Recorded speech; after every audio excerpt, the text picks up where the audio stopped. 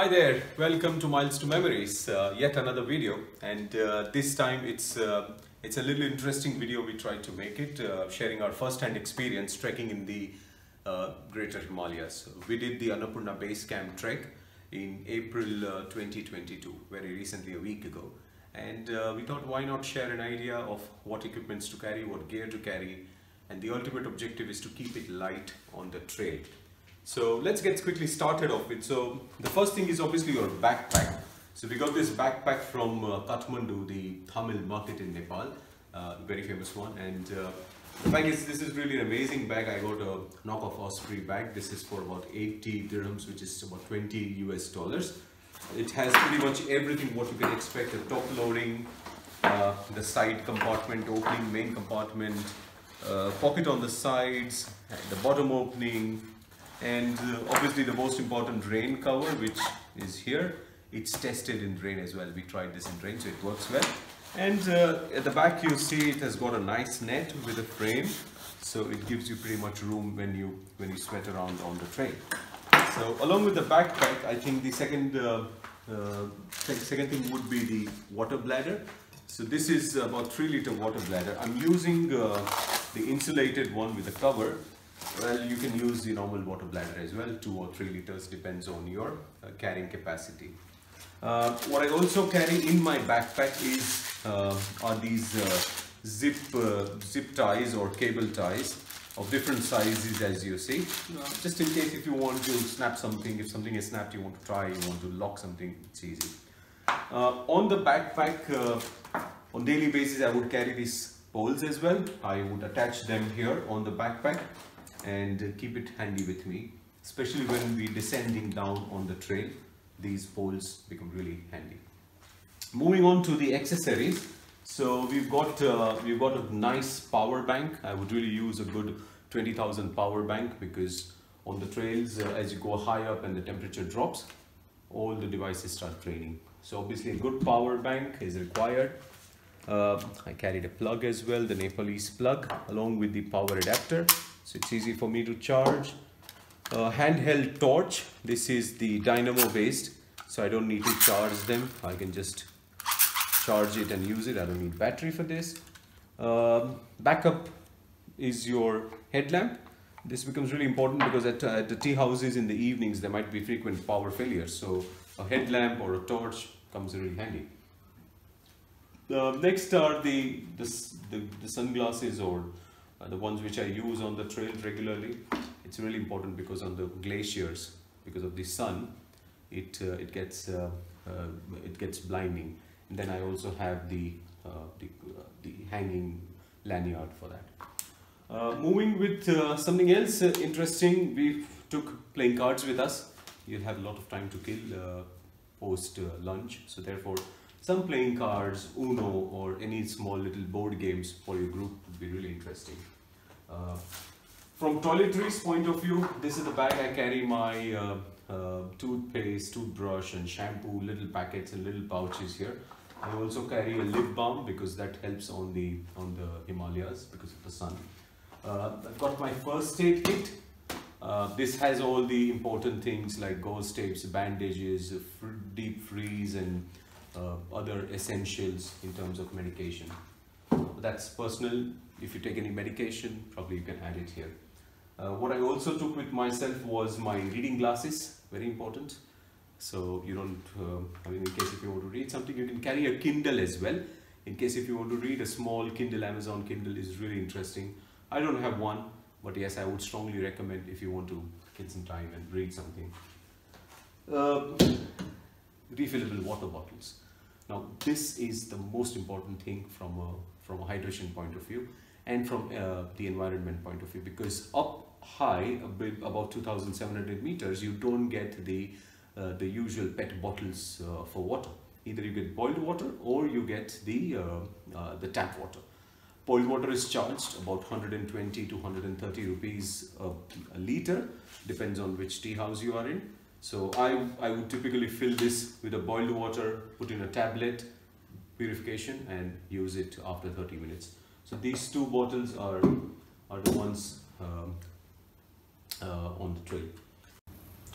So along with the hydration bottles, I would also recommend the flask, something which keeps the water warm for 24 hours because it's really important on these trails. As you go up, the water is cold, you don't want to get cold as well, so keep sipping hot water. What I also had was a mug to drink tea, coffee, but I didn't really use it because of the tea houses you get there. So this is an optional piece. Moving to the clothes, what I carried on the trail.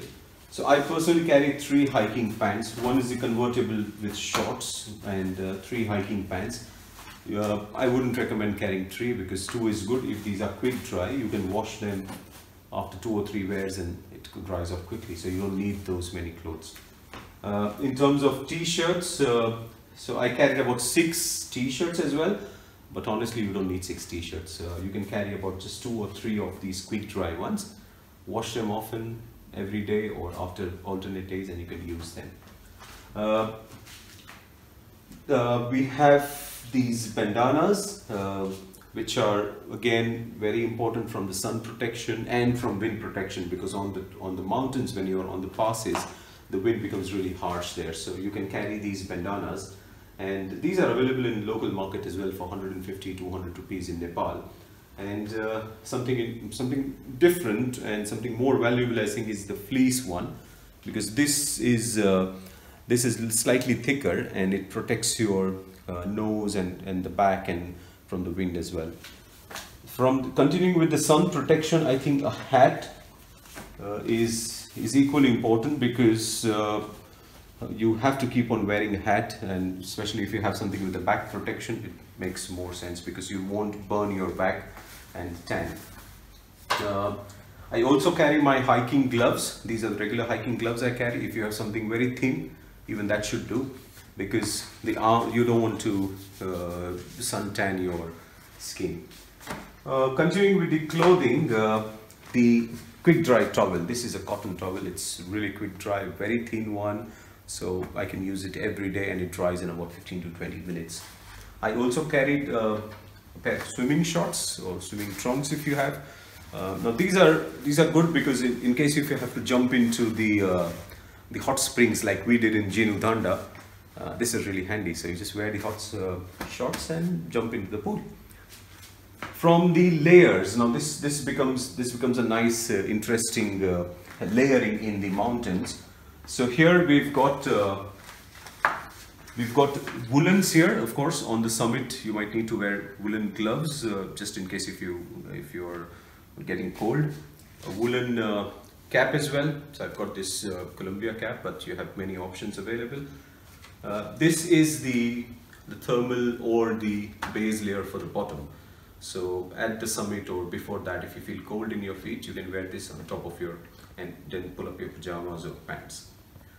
For the top layer, these are the thermal or the base layers, and apparently you might be wearing this every day from the day 4 onwards if it's a 9-day trek, because as you go high it gets really cold up there.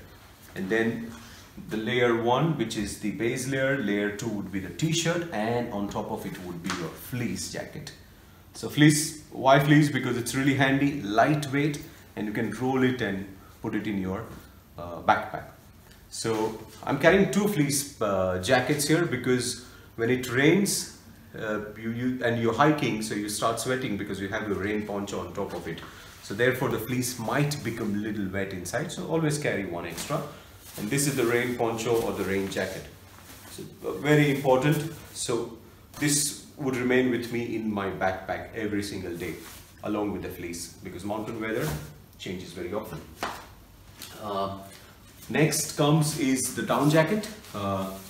These are really important ones, especially on the summit, and these can go up to -5, -10 or 20, depends on what you have bought. But these are available in Tamil market as well, and very light, about 200-250 grams of weight, and can easily go into your backpack. It can be compressed the way you want. Another piece of clothing here is the sleep liner. These are the cotton sleep liners. You can have silk as well.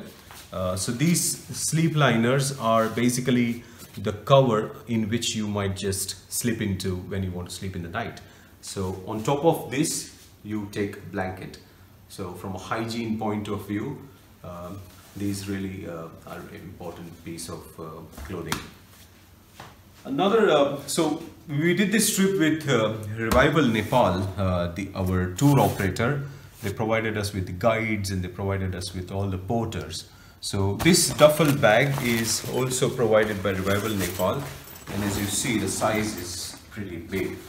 So what happens is you put your daily stuff, your bladder, water bladder, and some light energy snacks, bars or chocolates or whatever in your backpack along with your fleece, and the rest of everything which is not going to be used on every single day on the trail goes in this duffel bag.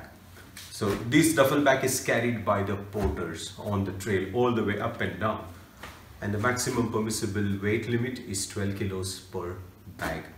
Therefore, very important to keep it light, travel only with essentials.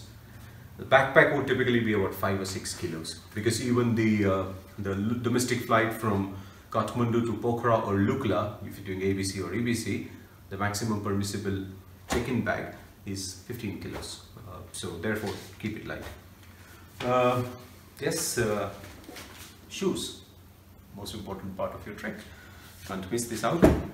I've got these shoes from Quechua Decathlon. You see, nice high cut with good traction and nice support as well. And these are 100% waterproof shoes. So therefore, definitely you need to protect yourself from the rain. So not getting wet around. So therefore, and these are tried and tested on the trail. We did it and they was really good. So once your daily trek is done, probably you want to get into your flip-flops. Very lightweight and very flexible kind of flip-flops. So you can just pack it in your duffel bag and use it at the end of the day. These are waterproof rubber, so it's very light. What I also carried with me and used it extensively are the wipes, wet wipes. So apparently you might not take shower for days together, probably 3 or 4 days when you're summiting. So these wipes really help you keep clean and hygiene. So either you can buy the big body wipes, or you can buy the smaller ones. I bought a smaller one, and these were really helpful for me. So I used them extensively, a full packet when I was on the trail for 9 days. I think this pretty much covers the entire the equipment's list. Any personal items like wristwatch, or as I said, like books or anything you want to carry, you can always carry on the trail, but make sure you keep it light, because the porters are going to take it up. We will just carry our backpacks, so that's very important. About the food on the trail, lots of tea houses, they offer cookies and noodles and tea, coffee, beer if you want. As you go up, the beer gets expensive though, but it's available. You can get some spaghetti, you can get some snacks. From the local Nepalese market, I picked up these energy bars. Good to eat on the way, just in case if you want to, if you're hungry. And so this covers pretty much everything which we carried on the trail. And if you have any comments, any suggestions, let us know. And keep following Miles to Memories, like and subscribe. And we see you soon on the next trail. Cheers.